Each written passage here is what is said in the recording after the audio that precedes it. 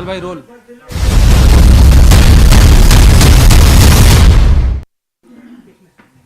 नमस्कार, मैं हूं प्रवीण दुबे। एक बड़ा ही मशहूर शेर है कि थी खबर गर्म उड़ेंगे गालिब के पुर्जे उधर, देखने हम भी गए मगर ये तमाशा ना हुआ। तो आज ये तय था कि फ्लोर टेस्ट शायद हो सकता है शायद सरकार गिर जाए, सबकी नजरें वहां थी, लेकिन सदन जो है वो स्थगित कर दिया गया। राज्यपाल को ये बात बहुत नागवार गुजरी क्योंकि संवैधानिक प्रमुख हैं वो, उन्होंने दोबारा एक चिट्ठी लिखी और इस बार जो चिट्ठी लिखी वो बेहद तल्ख है। उस चिट्ठी में ये कहा गया है कि एक जो शब्द है वो बहुत वाकई आपत्तिजनक है कि तिलमिला देने लायक है। आपत्तिजनक है या नहीं इस पर तो बाद में चर्चा होगी। वो ये है कि आप जानबूझकर आनाकानी कर रहे हैं और यदि कल फ्लोर टेस्ट नहीं होता तो ये मान लिया जाएगा कि आपकी सरकार बहुमत में नहीं है। ये भी कहा गया कि आपने जो कारण दिए इस फ्लोर टेस्ट को टालने के लिए वो अर्थहीन है, उसका कोई आधार नहीं है।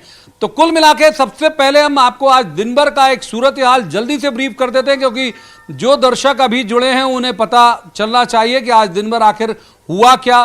फ्लोर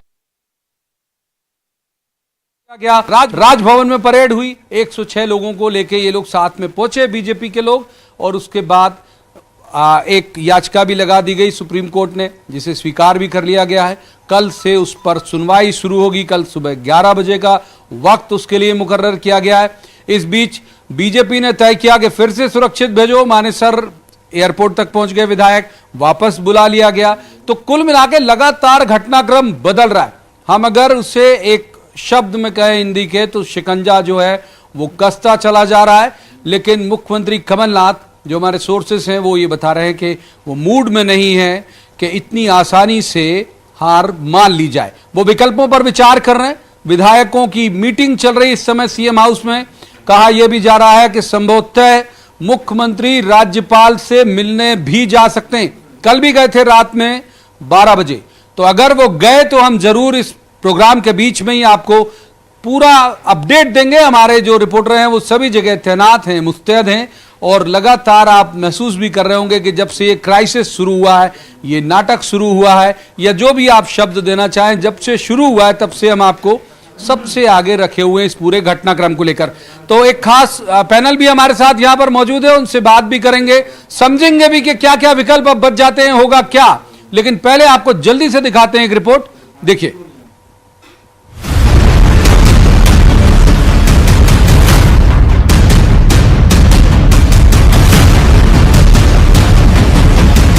राज्यपाल लालजी टंडन की मुख्यमंत्री को एक के बाद एक लिखी गई ये 3 चिट्ठियां बानगी हैं कि संघ और राज्य के बीच खाई बढ़ रही है।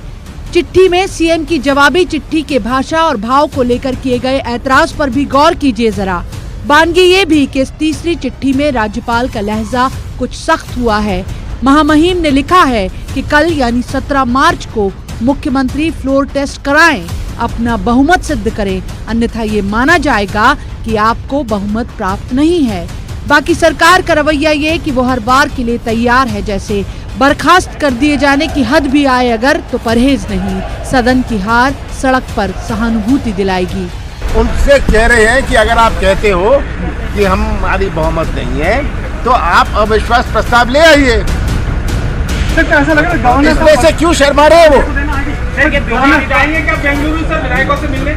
हाँ, मैं क्यों जाऊंगा? मैंने पहले ही कहा था कि विधानसभा में उनके पास बहुमत नहीं है तो इसलिए अदालत में जाएंगे। अगर बहुमत होता तो अदालत में क्यों जाते? 18 महीने से सब्र बांधे बैठी बीजेपी नो स्टोन अनटर्न वाले अंदाज में है। बीजेपी ने इधर लड़ाई को सुप्रीम कोर्ट तक पहुंचाया और उधर विधायकों की राजभवन में परेड भी करा दी। कल इस मामले में सुनवाई है कि रास्ता जो भी हो मंजिल तक पहुंचना चाहिए किसी सूरत में। 102 के लिए जो जादुई आंकड़ा है बहुमत का वो चाहिए। हम 106 यहाँ आए हैं, स्वयं सिद्ध है कि भारतीय जनता पार्टी बहुमत में है और इस सरकार को अब जाना चाहिए। कोरोना वायरस का जो ये कोरोना कुछ नहीं है, उनका सरकार के लिए रोना है सर।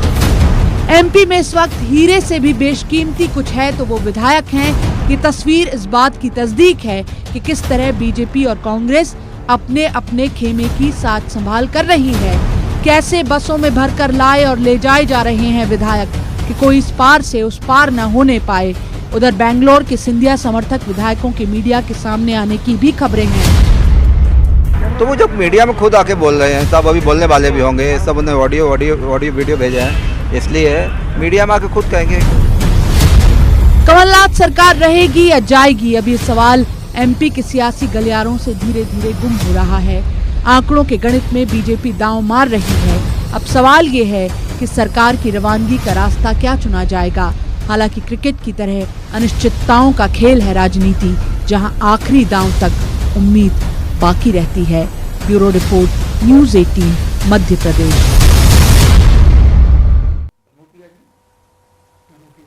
तो इस पैकेज